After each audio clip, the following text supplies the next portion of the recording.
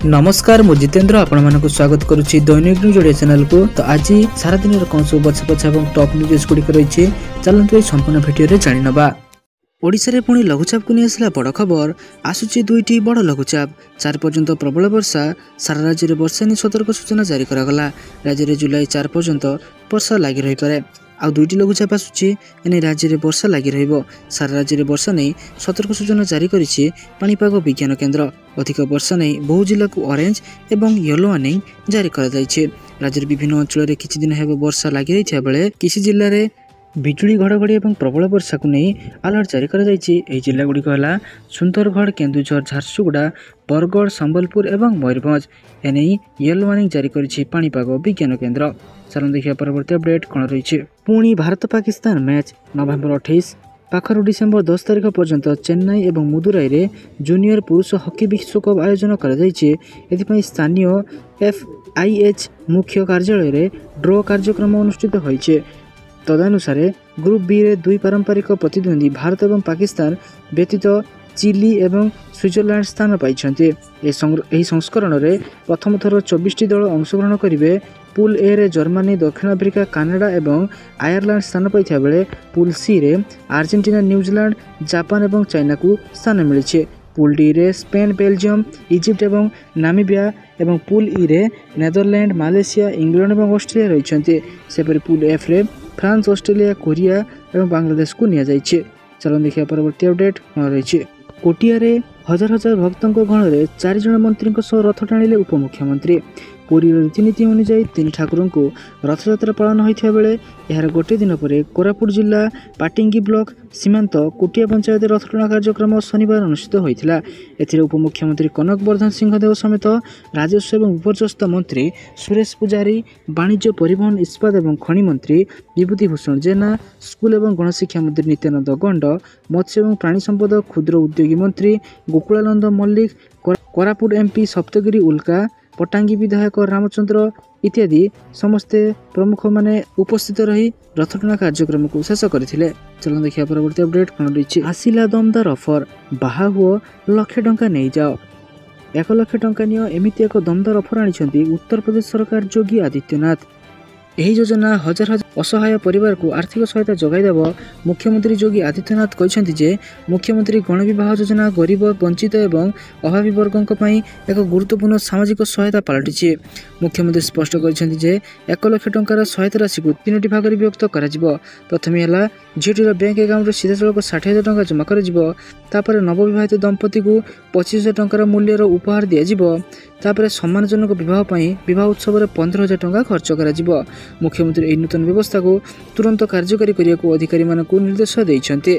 चलन देखिया परवर्ती अपडेट कौन रही। पुणी युद्ध प्रस्तुति कलानी पाकिस्तान। भारतीय सीमार सांघातिक कार्यकलाप। पहलगाम आक्रमण पर पराजय सामना करिया परे मध्य पाकिस्तान तार अभ्यास छाड़ी पारु नाही। पाकिस्तान पुणी थरे भारत विरुद्ध एक बड़ षड्यंत्र करुचे। रिपोर्टर सूचना मिली जे पाकिस्तान में ऑपरेशन सिंदूर अधीन में ध्वंस होइथिबा आतंकवादी लॉन्च पैड और तालीम केन्द्र गुड़िक एवं पुनर्निर्माण करा जाउछे। पाकिस्तान गोइंदा संस्था ISI, पाकिस्तानी सेना और सरकार यह आतंकवादी कार्यकलाप को सीधासख समर्थन करुछन्ते। बहावलपुर एक संप्रति एक उच्चस्तरीय बैठक में यह शिविर गुड़िक पुनर्स्थापन करने को निर्देश दि जाइछे। चलन देखिया परवर्ती अपडेट कौन रही। पुणी सुभद्रा योजना को नहीं आसला बड़ खबर। केबे मिलिबो तृतीय किस्ती टंका। चलन देखा संपूर्ण अपडेट कौन रही। राखी पूर्णिम मिल सुभद्रा योजनार तृतीय किस्ती टंका। अगस्ट 9 तारिख में मिल सुभद्रा टंका। सुभद्रा सोसाइटी चतुर्थ परिचालना परिषद बैठक में एने दि प्रस्ताव गृहीत होइथिबार सूचना रहुछि। जो अगस्ट 9 तारिख में तृतीय किस्ती प्रदान प्रस्ताव को अनुमोदन करा जाइछे। आगामी दिन में सुभद्रा सर्वे सामिल हो पारे कॉलेज छात्री। बसी बैठक निष्पत्ति नि पूर्व सुभद्रा हिताधिकारी जो मैंने टंका पाइबार वंचित अच्छा सर्वे बोली कही उपमुख्यमंत्री प्रभाती परिडा। सुभद्रा हिताधिकारी संपर्क में सर्वे कॉलेज छात्री सामिल हो पारे बोली बैठक में निष्पत्ति होइछे। जो मैंने योग्य से निश्चित रूपे सुभद्रा टंका मिल पार। चलन देखिए परवर्ती अपडेट कौन रही। फोन पे और गूगल पे मिल लोन।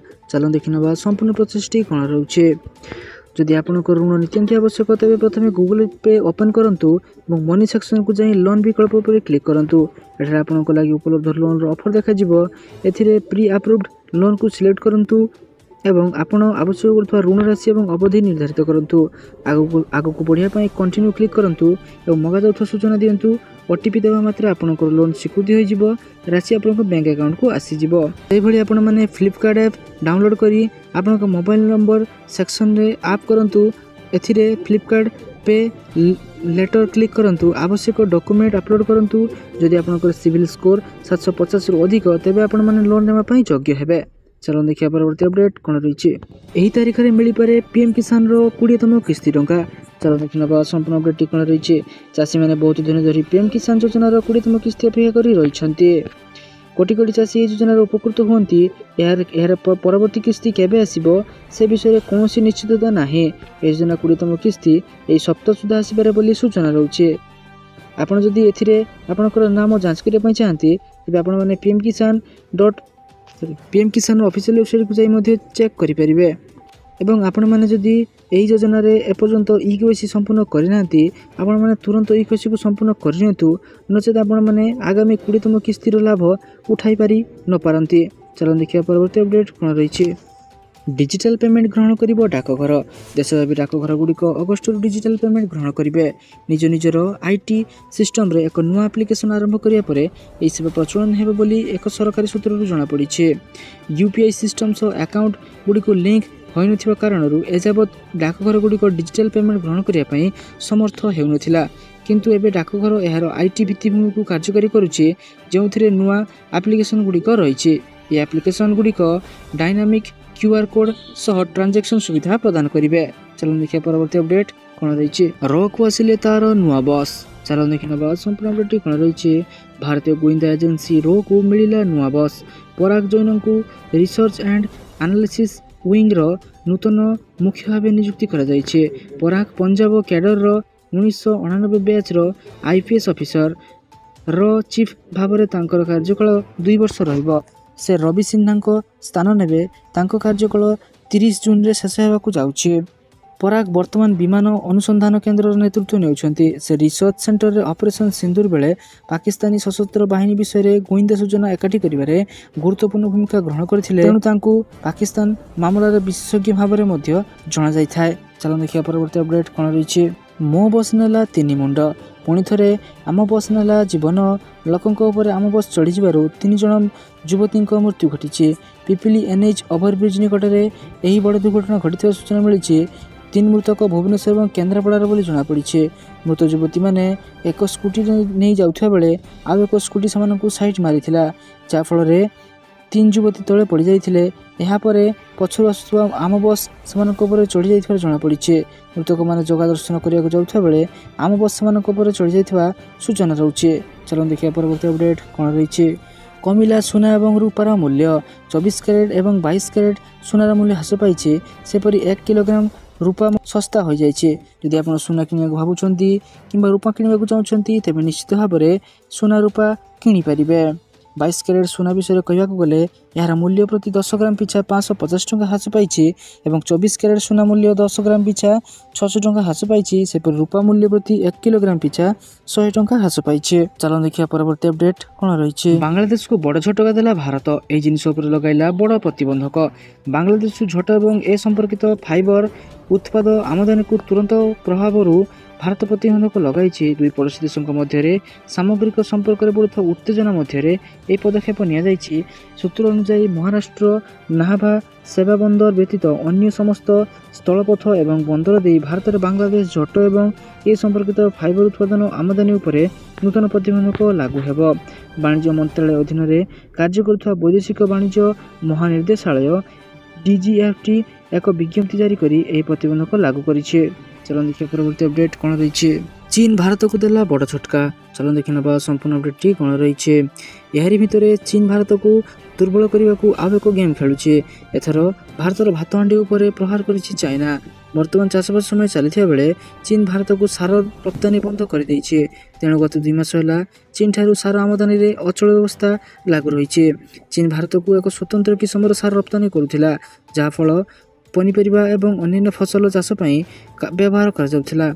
हेले एबे चीन अन्य समस्त देश को सार रप्तानी जारी रखिथिया बेले भारत को बंद कर दैछे। एबे चाष समय उछुर होथुवा बेले चीन रो एभली बाधक भारतीय चाषी पई चिंतार कारण पलटि जाइछे। चलो देखिए परवर्ती अपडेट कोन रहिछि। आरंभ होला ई वोटिंग ऐप। मतदान पई आरंभ होइछि मोबाइल फोन रे मतदान सुविधा। लॉन्च होइछि ई वोटिंग ऐप। प्रथम राज्य भावे बिहार एही ऐप रो शुभारंभ करिछे। पायलट प्रोजेक्ट रे प्रारंभिक पर्याय रे पाटना, रोहतास एवं पूर्व चंपारण जिल्लार नगर निगम निर्वाचन रे आरंभ होइछि एही सुविधा। शेष पर्याय रे बिहार विधानसभा निर्वाचन प्रस्तुति होइछे। देशर प्रथम राज्य भावे बिहार नागरिकों को मोबाइल ऐप जरिए मतदान करने को अनुमोदन देइछे। चलो देखिए परवर्ती अपडेट कोन रहिछे। भयंकर विस्फोरण रे 13 जवान शहीद। पाकिस्तान उत्तर पश्चिम भाग रे एक भयंकर आक्रमण रे 13 जवान सैन्य मानकर मृत्यु घटिछे। सेहीपरि 10 जन गंभीर भाव में आहत होइछन्ति। एही आक्रमण रे 19 जन साधारण नागरिक आहत होइछन्ति। वाजिरिस्तान जिल्ला रे जने सरकारी अधिकारी कहिछन्ति जे एक आत्मघाती आक्रमणकारी विस्फोरणकारी बोझेई गाड़ी को सैनिक माने रहुथुवा स्थान को पठाइथिला। एहा परे होइथवा धमाकारे 13 जन सैनिकों मृत्यु घटिछे। 10 नौसेना कर्मी एवं 19 जन नागरिक हत्या होइछन्ति। विस्फोरणर आखपाख अंचल रे घर गुड़िक मध्य क्षतिग्रस्त होइछे। चलो देखिए परवर्ती अपडेट कोन रहिछे। एचवीएफ रे आसला बड़ नियुक्ति सुजोग। भेहिकल कॉर्पोरेशन लिमिटेड एवीएनएल अधीन रे थिबा भारी जान कारखाना एचवीएफ जूनियर टेक्नीशियन पदवीर 1800 रु अधिक पदवी नियुक्ति पर एक विज्ञप्ति प्रकाश पाइछे। ए नियुक्ति 1 वर्षर चुक्तिभित्तिक आधार रे हेबो, जाहाकु कार्यदक्षता आधार रे 3 वर्ष पर्यंत वृद्धि करा जाय पारे। आवेदन प्रक्रिया आज ठारू आरंभ हेबो। oftr.formflex.org वेबसाइट को परिदर्शन करी ऑनलाइन फॉर्म पूर्ण करि परिबे। चलो देखिए परवर्ती अपडेट कोन रहिछे।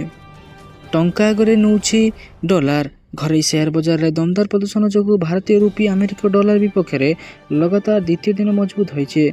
प्रारंभिक कारोबार रे सेंसेक्स 229.22 पॉइंट वृद्धि पाई 83,985.0 पॉइंट रे पहुंची, जेतेबेले निफ्ट 73.5 पॉइंट वृद्धि सह 25,622.50 पॉइंट रहिछे। एही वृद्धि जोगु रुपी रो मूल्य रे मजबूत देखा दैछे।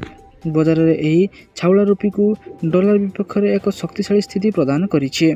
तो सारा दिन पर बछा एवं गुरुत्वपूर्ण खबर जानिया पई आम चैनल को सब्सक्राइब कर रखंतु और वीडियो को लाइक कर दियंतु। धन्यवाद।